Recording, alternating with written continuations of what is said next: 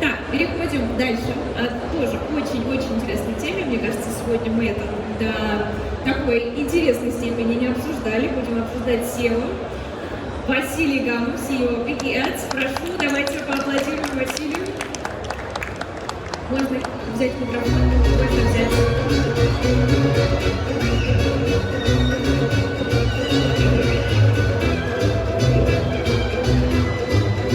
SEO in the era of chaos.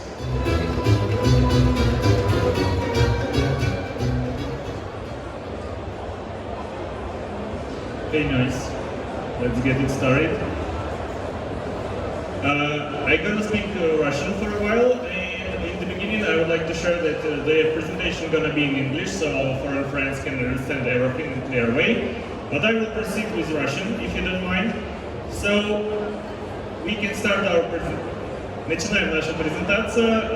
Начинаем мы с простых вещей, с трех основных столпов SEO. Это техничка, это контент и это линкбилдинг. Очевидно, прежде чем мы начнем, хочу всех поздравить с последним core-апдейтом Гугла. Очень много сайтов упало, очень много не знает, что делать. Придется ждать еще пару недель, чтобы со всем этим разобраться. Тем не менее, сейчас мы можем пройтись по базе, пройтись по последним апдейтам, по тому, как Google себя ведет, по тому, что он приоритизирует и что для него важно, и подготовить план действий к тому, чтобы со всем этим разобраться в ближайший месяц. Итак, начнем с технической части. На самом деле очень много пунктов по ней, мы пройдемся по основным из них. В конце будет еще ссылка на аудит с QR-кодом, сможете свои продукты рассмотреть более детально и более глубоко погрузиться. Очевидным показателем является скорость загрузки сайта, одним из самых важных. Здесь представлен наш сайт нашей компании. Как вы видите, на мобильном 90 оценка, на десктопе 100, что достаточно неплохо, но на самом деле нет практически никогда такой необходимости, чтобы доводить сайт до соток, только если вы действуете в высококонкурентной нише. Например, здесь мы видим два примера одностраничников по брендовым запросам на Польшу. Небезызвестные здесь бренды представлены. Эти сайты занимают первую позицию с такими показателями скорости загрузки сайта. И что интересно, на первом из них все идет достаточно неплохо и по трафику, и по ссылкам. Скрины делались около недели назад, возможно, последний апдейт сказался на этих показателях. Но тем не менее, на первом сайте видим достаточно хорошие метрики, на втором гораздо интереснее. Сайт тоже находится на первой позиции выдачи Гугла по брендовому запросу, но, как вы видите, оранжевая линия – это трафик, синяя линия – это закупаемые ссылки. Что здесь произошло? При детальном рассмотрении этого сайта можно увидеть, что там достаточно плохой контент в сравнении с первым сайтом, достаточно мало он оптимизирован, и те ссылки, которые стали закупаться при падении трафика, если их рассмотреть внимательнее, DR этих ссылок крайне низок, то есть они мусорные, очевидно, работа ведется недолжным образом. Еще один интересный факт, что сразу за этим сайтом, у него порядка 800 переходов в месяц, идет второй сайт, и на нем 15 тысяч переходов в месяц, что говорит нам о том, что борьба за топ-1, она не всегда оправдана, не всегда работает. Самое важное, на втором сайте в сравнении с первым есть и таблицы, и FAQ, и Call to Action, и много-много именно контентных штук, которые Google любит. Поэтому стратегия должна уходить, и то, о чем нам говорит Google весь этот год, стратегия должна уходить в контент, в ценность, создаваемую для пользователя, а не только в SEO-оптимизацию. Это первый вывод. И второй вывод. Если вы двигаетесь по бренду, если вы двигаетесь по SEO, то необходимо создавать от 3 до 10, как минимум, страниц под один запрос мы рекомендуем, и выводить их сразу все в топ, чтобы перекрывать риски обновлений, чтобы перекрывать риски обновлений Гугла.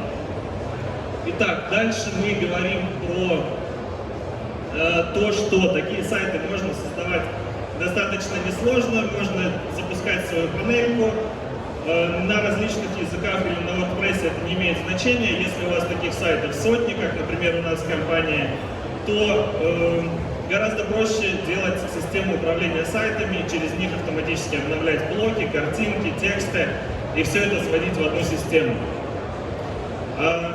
Что можно сделать еще, если вы сделали все предыдущие шаги, но вы все равно не вышли в топ? Очевидно, надо анализировать конкурентов, закупать больше ссылочного, чем у них, качественного ссылочного. Как правило, это плюс 10-20% от ваших конкурентов. Также это внутренняя перелинковка между своими проектами, своими сайтами. И если мы подходим к точке, где и это не помогает, то дальше это работа с контентом, безусловно. То есть это, во-первых, приведение контента в порядок, во-вторых, создание дополнительных страниц и превращение этих одностраничников в контентные проекты. Порядка 30-50 страниц мы создаем на такие сайты, и в итоге они выходят в топ. Дальше мы поговорим о mobile-friendly истории. Здесь есть QR-коды, если вдруг кто-то не знает, можно отсканировать, скачать, проверить, насколько mobile-friendly ваш сайт по мнению Гугла. Если он нет, то мои соболезнования, это необходимо срочно приводить в порядок и настраивать должным образом, потому что у Гугла, естественно, mobile first история. Дальше мы говорим о технических страницах. Очень важная история, про которую многие забывают, это страницы About Us, контакты, термсы, FAQ и так далее. Они воспринимаются Гуглом как часть траста. Если вы показываете Гуглу, что же за вашим сайтом стоит настоящая компания, настоящие люди и так далее, он очень хорошо это воспринимает. Небольшой лайфхак, это не всегда должны быть настоящие люди и так далее, вы можете их нагенерить, но показать Гуглу, что за сайтом есть какая-то история. Дальше, по поводу контента. Часто контент создается, много видел ситуаций, когда контент создается только на ИИ или каких-то интуитивных понятиях. Это естественным образом не работает. Контент надо обязательно докручивать, анализировать конкурентов, добавлять таблицы, call to action, FAQ, продумывать структуру и переходить к следующему этапу. Как можно улучшить свой контент? Надо проанализировать конкурентов, посмотреть, что они пишут, как они пишут. Можно делать это вручную, есть замечательные сервисы типа Contadu, которые анализируют конкурентов и говорят, что у них лучше сделано в сравнении с вами, какой объем текста должен быть, какие ключи, LSI запросы надо добавить. Соответственно, анализируем конкурентов, берем все от них самое лучшее, чего у нас нет, добавляем, увеличиваем объем, добавляем страницы и таким образом выходим в топ. Естественно, то, о чем говорили ребята до меня, что И никогда не заменит человека, здесь это супер актуально. Сайты, которые генерятся на И, практически в 90% случаев сейчас они падают в выдаче, сейчас они неэффективны. И это раз. И два, очень важно добавлять туда экспертизу, очень важно добавлять туда инсайты, убирать воду. И такой контент будет цениться Гуглом, и, соответственно, вы будете идти выше в выдаче. Это вот как раз то, что я только что проговорил. Еще один важный момент, к которому Google переходит достаточно давно, это переход от поиска выдачи по ключам к LSI-запросам, к семантическому SEO. То есть, на удивление, до сих пор в рынке присутствуют ребята, которые думают, что напихать в сайт ключей этого достаточно. Уже давно нет, уже давно Google во всех своих апдейтах, во всех своих инструкциях пишет, что надо переходить к семантическому SEO, к LSI-запросам и создавать сетку контента на своем сайте. То есть облако запросов должно увеличиваться и максимально раскрывать каждую затронутую тему. Что же по поводу искусственного интеллекта? Как я упомянул ранее, это практически сейчас не работает. Да, вы можете писать статьи на чат GPT, но если вы не делаете хуманизацию контента, если вы не работаете над экспертизой, то, скорее всего, трафика у вас просто не будет на этих сайтах в связи с последними обновлениями, с которыми мы сталкиваемся в этом году. Обязательно проверяйте, если вы работаете с копирайтерами или с аутсорсом, обязательно проверяйте качество текста. Можно использовать, например, originality.ai, он проверяет на яичность ваш текст. И если он показывает уникальность текста ниже 85%, можете смело отправлять на доработку, выбрасывать и делать все по новой. потому что тексты иначе не будут ранжироваться должным образом. По поводу структуры контента я как раз упомянул ранее, очень важная история, не будем сейчас ее повторять. По линкам, здесь, если вы только запустили сайт, необходимо пошагово скейлить от бесплатных ссылок, размещения на форумах, до тематических сайтов, до закупки хорошего аутрича. Нельзя ни в коем случае новый сайт запустить туда сразу 1000 ссылок, вы попадете в бан, это не работает. Необходимо организовать пошаговый рост, изучить конкурентов и прирастать постепенно, выходя на обороты быстрее, чем у них. Тогда это будет работать. По рекомендациям как раз таки дополнительно можно, помимо упомянутого, создавать свои белые PBN, переливать оттуда трафик. Но это достаточно большая тема, я думаю, в рамках других кейсов мы это разберем подробнее. Ну и очевидный вывод, даже если у вас супер сделан сайт, все рекомендации по контенту применены, но нет ссылочного, но эта работа зазря, оно не принесет вам трафик. В конце выступления как раз предоставлю QR-код на более подробный технический аудит, чтобы вы могли пройтись по нему и прокачать свой сайт. Вторая часть – это бренд protection. Очень часто сталкиваются и бренды, и, соответственно, компании на рынке с тем, что или аффилиаты, или конкуренты делают кросс-брендинг, или недобросовестно зарабатывают на вас. Есть два пути. Первый путь – это делать все легально, регистрировать торговую марку, с юристом подавать жалобы в соответствующие инстанции. И тогда сайты будут убираться из выдачи, хост перестанет их хостить и так далее. Достаточно простой процесс. Но что делать, если трейдмарки нет возможности ее зарегистрировать, бывают и такие кейсы, тогда все еще есть альтернативы.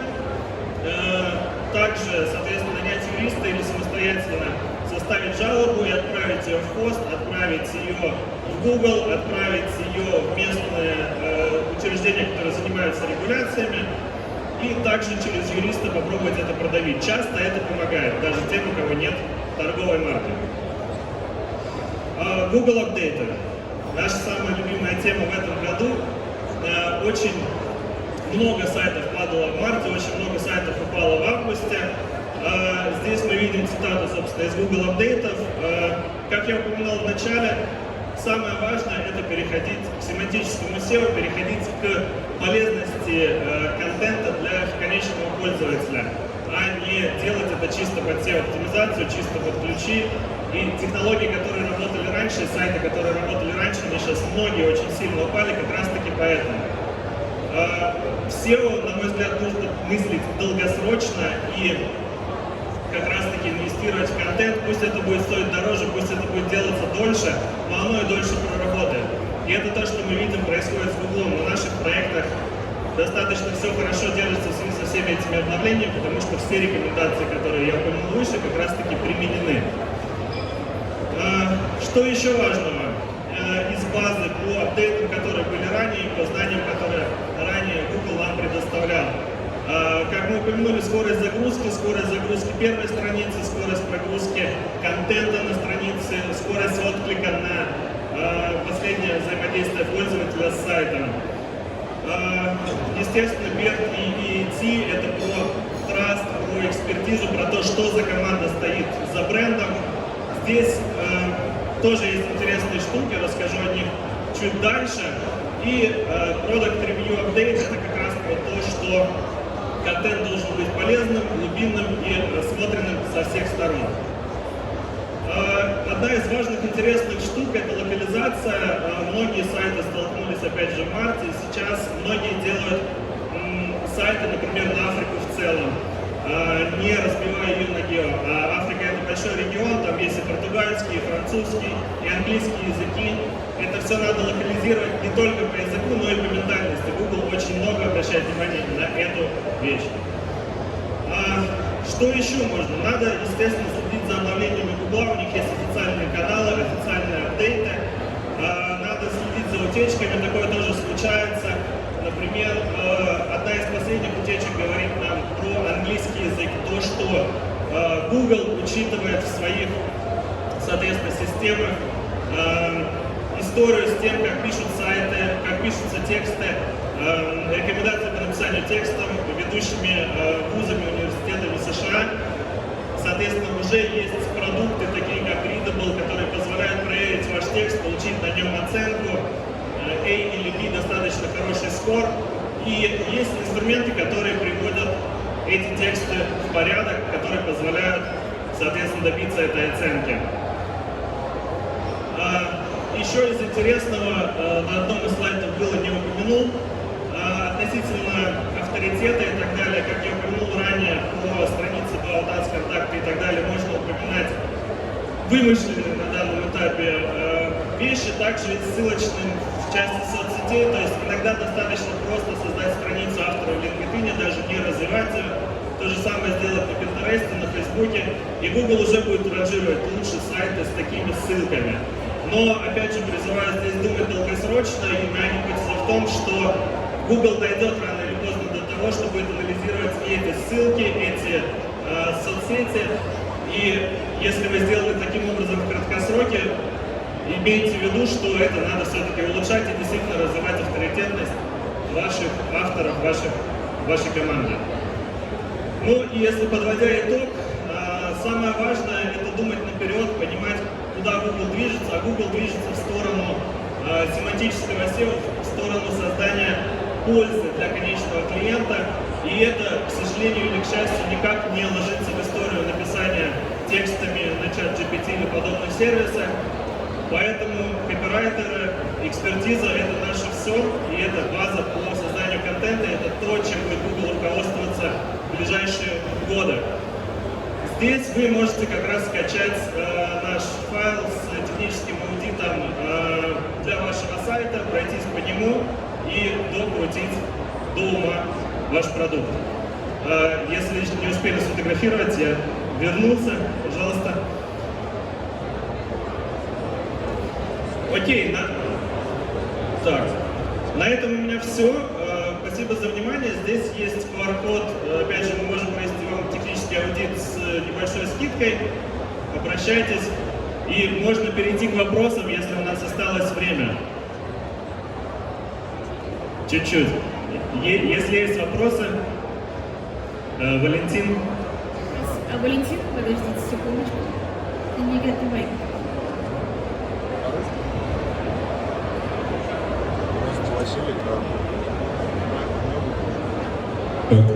Здравствуйте, Василий. Здравствуйте, Валентин. Существует такое мнение, что уже сейчас поисковые системы относительно несерьезно воспринимают вообще ссылки как явление. Ну, то есть их значимость в ранжировании, она постоянно падает. Что вы об этом думаете? Спасибо. Тут надо понимать, какое ссылочное мы закупаем.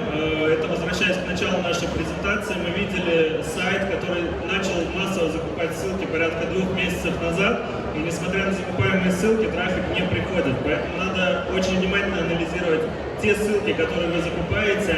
Это есть стратегия по закупке ломов или подобных черных историй. Моя рекомендация этого не делать, моя рекомендация лучше заплатить дороже, но закупить качественные ссылки. В своей работе мы большое внимание уделяем пиару и серву, то есть это работы с наиболее популярными форумами, интернет-ресурсами, с медиа, гейминговыми медиа, также размещаемся там.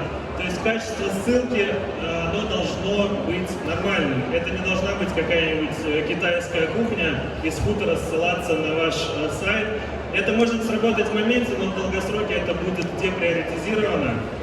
Поэтому, да, просто надо закупать более качественные ссылки, инвестировать туда больше денег, и в долгосроке это обязательно окупится.